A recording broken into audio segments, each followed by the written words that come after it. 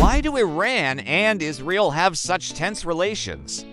And why does Russia care so much about the region? Well, their shared history goes back thousands of years. So buckle up for a crash course. 1. Ancient Persia. Today, we know the country as Iran, but from the 6th century BCE to the 4th century BCE, it was known as Persia to the outside world.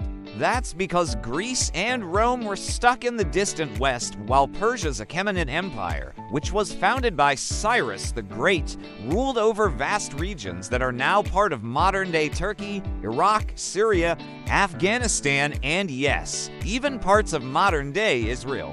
The empire was so big that if you were to zoom out far enough on a map, you'd see that it stretched from Central Asia all the way to North Africa. Eventually, the empire collapsed and other empires rose and fell, too, from empires to nation-states. As the Roman Empire crumbled in the Middle East, various regional tribes took over. In what is now Iran, a Persian tribe known as the Sassanids seized control. And at the same time, in the West, new kingdoms and eventually the nation-state of Israel were born. Fast forward to 1948, when after much deliberation and many attempts, the United Nations voted to create a Jewish state of Israel.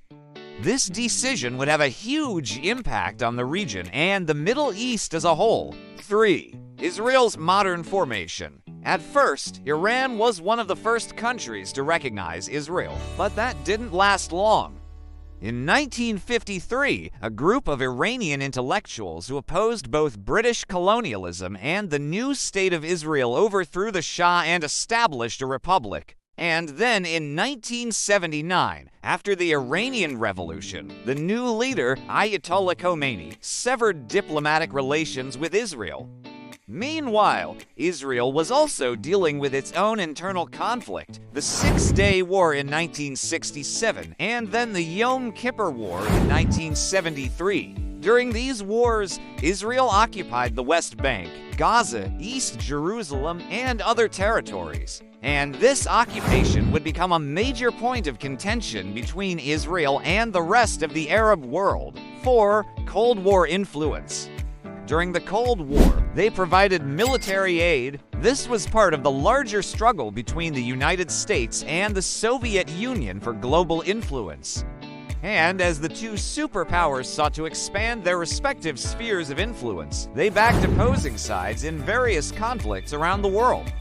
For example, and in its place, 5. Modern alliances.